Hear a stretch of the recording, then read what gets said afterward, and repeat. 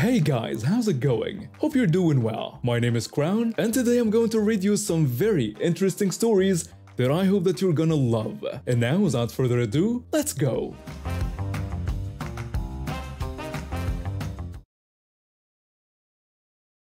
I have known this friend for years, and we were close and used to spend a lot of time together after my child was born. At the end of last year, she told me her roommate and boss were going to be closing his office and moving, and she wouldn't be able to go with him. She asked if we planned to move back and suggested it would be a good time to buy a house and move in together. Myself, my husband, our 8-year-old, and her. She also asked if I could get her a job at my workplace. I told her we were never moving back. It was the worst time to buy a house, and I couldn't get her a job because she isn't in the same profession and doesn't have the necessary degrees or training. As we are in our early 40s, the window for having roommates is firmly closed. I didn't hear from her much until a month ago when she called freaking out saying it was an emergency and she had no one else to turn to. Her ex-roommate and boss had kicked her out a few months prior as she thought he might have assaulted her. Now she was staying with a gang member cousin of a friend who was watching her every move, recording her with cameras, threatening to call the cops and kick her out. She didn't feel safe. She is also 6 months pregnant and has been trying to get aid but can't get into a women's shelter. She has been to a few doctors but none will confirm she's pregnant, though she's visibly 6 months along according to her. I asked more about this, where she gone, what they are told and so on. But she said it was really weird, and she was scared and thought maybe one of them was trying to steal her baby. I thought maybe they were trying to prevent her from getting aid and told her she could come stay with us for a bit as she had some money coming in the next month and just needed a temporary place to stay. I also told her that we are cramped here and in the process of finding a new place to live, so our money is tight and accommodations are temporary. She arrived early the next morning, definitely not 6 months along, and showed no sign of a baby bump. I thought that since it's her first baby and she's not clear on who the father is, maybe she's only a month or two along. I still believed she was pregnant, so we let her use our 8-year-old's room because we have no extra rooms and space is cramped. During her visit, she wore tight clothing, took frequent naps. She said the baby was moving around a lot and making her tired. Did yoga in our front yard facing a busy local street and sat on a patio all day using my work phone because I said no, I would not pay to have her phone turned on. Every question we asked, who is the father of the baby? Do you have further details about when your money is coming through? What happened with your ex-boss and roommate? Was met with vague details and a lot of her saying she wanted to change the subject because it was too hard for her to talk about. She did nothing to prepare for the baby. We were very concerned for her and maybe the baby. So we gave her information from a pregnant friend about a good doctor so she could get checked out. She continued to insist she was 6 months pregnant and I was worried that either something was terribly wrong with the baby or she was less far along and needed to manage her pregnancy better. She booked an appointment for the end of the week and in the interim kept trying to make plans with us as if she were on vacation. She wanted to get dressed and go to a fancy dinner, do something fun for her upcoming birthday and have us help plan it, and asked what else there was to do around here. The only time she talked about the baby, she mentioned that she came here because she trusted us and wanted us to help her raise her baby since she couldn't do it alone. She smoked a lot of MJ, asked for a beer during the first few days, talked about needing to dye her hair and said she didn't need prenatal vitamins because she was healthy. I cooked our dinner every night and during the day, my husband made sure our child was well fed with snacks and light meals. She asked several times, "Oh, you only cook dinner? You don't cook lunch or breakfast?" She asked my husband several times if he could make her food while he was making something for our child. She never offered to make dinner, lunch, or breakfast, and when she asked me if I only made one meal a day, I told her yes, but she was welcome to make any meal she liked and always welcome to any food in the house. She said she couldn't cook well. We started telling her that she should get a job, or some short-term work since she had no money or idea of when her money was coming through. She said she would start applying but couldn't get a traditional job, so we told her there were several places nearby where she could get independent contractor work. She applied to none of them, had a few interviews via Zoom for places too far to drive to, and kept telling the interviewers she was 6 months along and didn't want to lie about that, which seemed like she was purposely sabotaging these interviews. I gave her gas money to get to her doctor's appointment. She came back and couldn't believe it, but the doctor said she was not pregnant. She didn't know how that was possible, but the next day she was fine and acted like she had never said she was pregnant. She was upbeat and back to asking what our plans were for the weekend.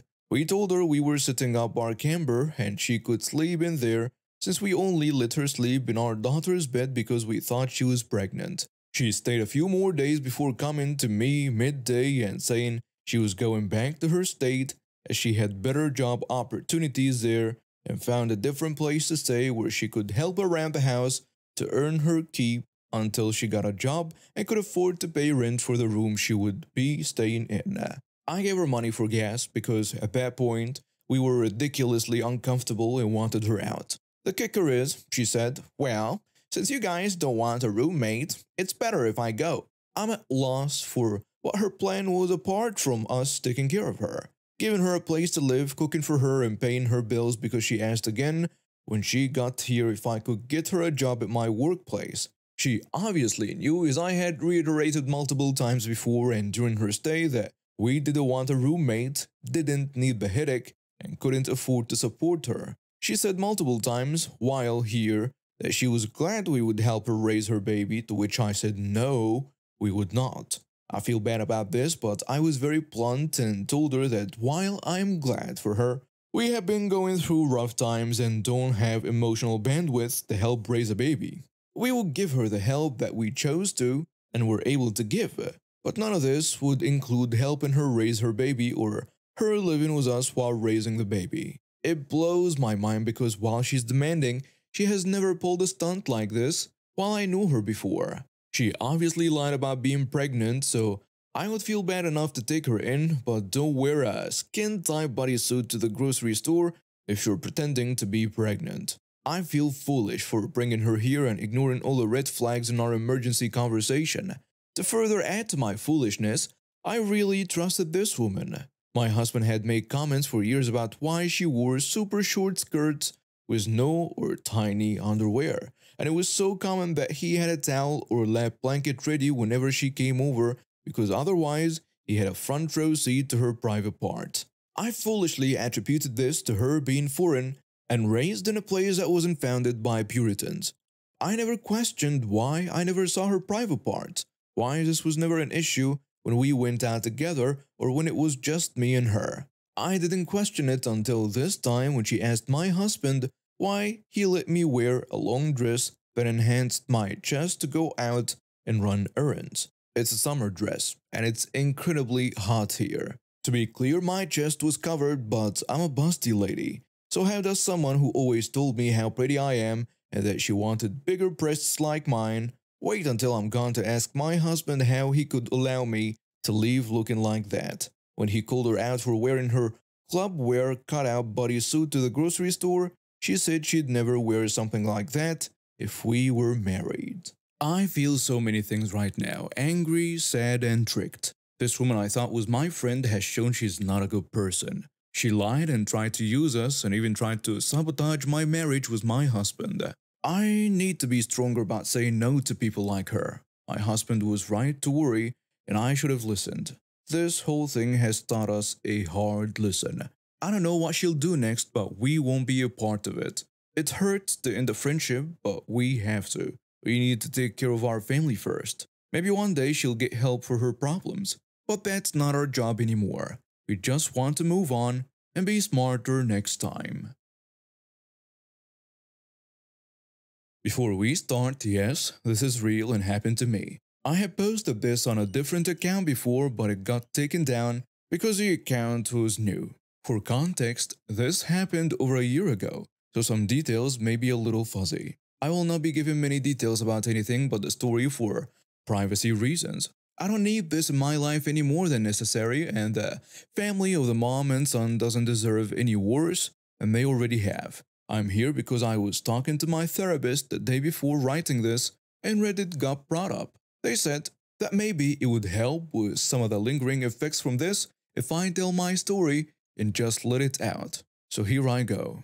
Starting off, I was with my boyfriend on a Saturday night just having a date night. It was all going well until at some point, my boyfriend went to the bathroom, and this random guy came over to me. The conversation goes as follows. What's someone like you doing with that person of loose morals? Me, dumbfounded. Excuse me? What did he say? You heard me. Now why don't you come with me? He points to his table with some other guy. This place has a specific bar area where his table was, so I just thought he was drunk and brushed off the insults as him having too much to drink.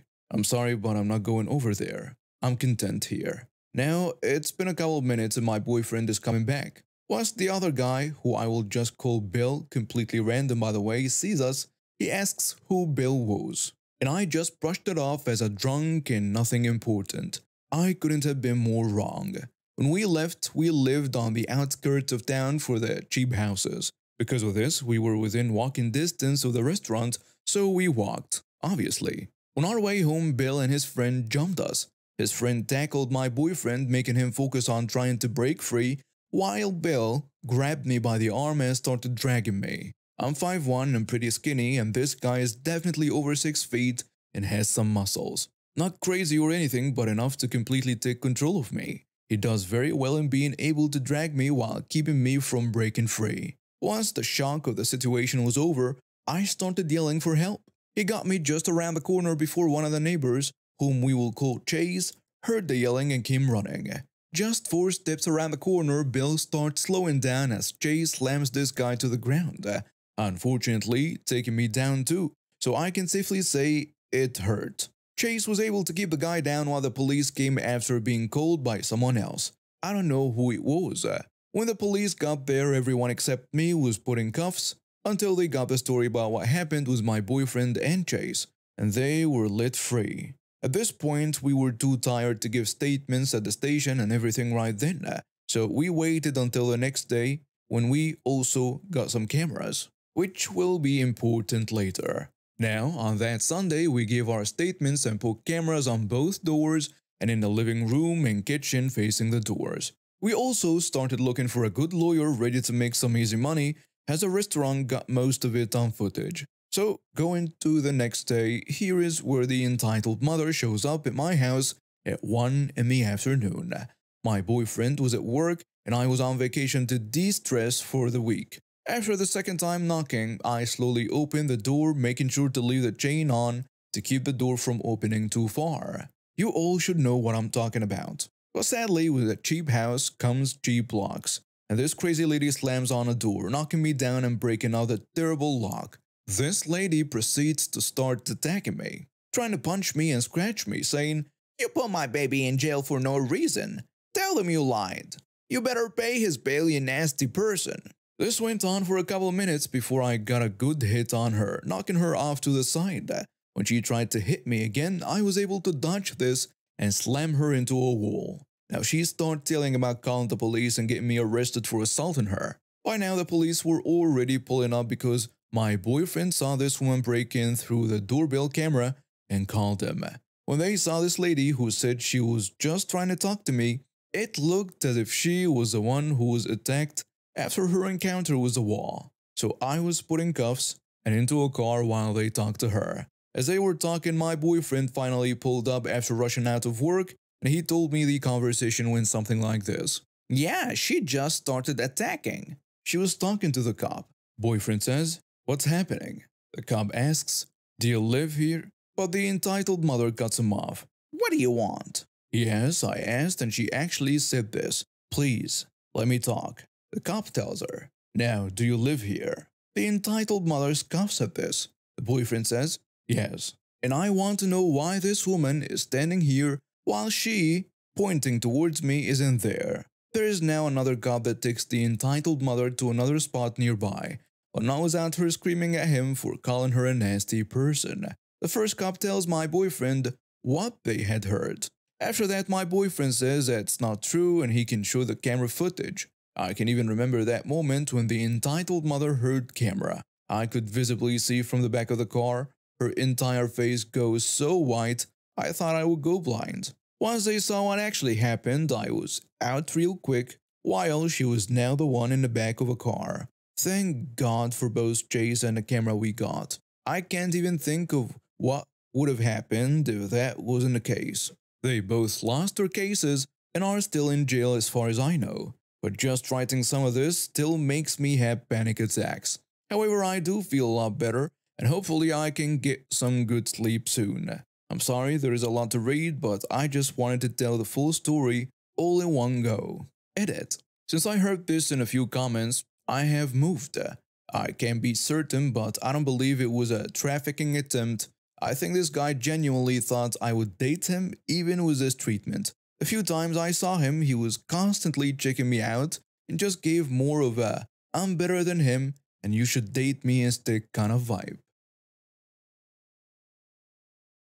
My mom grew up with very wealthy parents. To this day, she has never bought a car of her own, has had a house bought for her, is a trust fund recipient, and had not only her bachelor's degree completely paid for, but 2 years of graduate work as well. Fast forward to today, she had been working at the same poorly paying 8-month-a-year teacher's assistant job for almost 24 years now, which doesn't utilize her degree at all, and is paid less than $30,000 a year. She has totaled at least 5 cars in my lifetime and had new ones immediately bought for her. She couldn't afford the bills and taxes in the house she was bought, and instead of selling it, didn't pay anything and let the house foreclose. The house foreclosed when I was about 6 or 7, and ever since, we've been either homeless in people's basements or in apartments. I am now 19 and started college this past year. I've become increasingly aware of her lifestyle. Every apartment we've lived in has been paid for rent by my dad's child support checks every month. Now that my brother and I are both over 18, my grandparents are paying my mom's rent in full. This would be one thing if it was an $800 a month studio apartment, but my mom now lives alone. My brother and I moved for college in a 2-bedroom, 3-floor apartment that's just under $2,500 a month. With this being said, my parents agreed when they split up that each of them would take responsibility for helping with one of the kids' college tuitions. My dad has been helping my brother fund and organize his education. My mom, on the other hand, refuses to and literally can't right now help with any tuition money, and still yells at me for taking out student loans because she doesn't like debt. Ha, weird. I was even accepted to my dream school senior year and declined so I could do super cheap community college for the first 2 years, then hopefully transfer to my dream school to get my bachelor's degree there. My wealthy grandparents don't want to help me for 2 reasons at this point. One is that they are paying for my 55-year-old mom's rent, which adds up to over $25,000 a year, more than my college tuition, and also that they think my dad should be paying for my college. He cannot support both my brother and me. My brother has also taken out student loans, just much less. I've told my mom countless times that if she just moved to a smaller apartment or got a higher paying job, the family will be able to contribute more money towards the good cause of my schooling and less towards rent money that has zero return on investment. In response, my mother tells me that I'm the problem because I steal money from her when I'm home for the summer and eat her food, and she holds any small amounts of gas money she randomly sends me while I'm at school over my head. I feel like I'm going insane when I talk to her because she does not hear anything she doesn't want to and will not do anything that she doesn't feel like doing, even at everybody else's expense. It's such a hard position to be in because generally she's very loving and emotionally supportive of me. But it's hard for me not to see her as having bad intentions or be resentful when she has all of her options laid out right in front of her and still chooses to do what's worst for everybody else. As of yesterday, she told me I'm cut off from any gas or grocery money while I'm at college. And she refuses to ask my grandparents to contribute because she already gets so much money from them. Also, just for reference, Since she works at a school and gets summer vacations, her mom sends her weekly paychecks for doing nothing. My mom works the same amount as I go to school and goes out to eat with friends at least 2 to 3 times a week. I swear she has Taco Tuesday, Wednesday night dinner, and Sunday brunches every single week.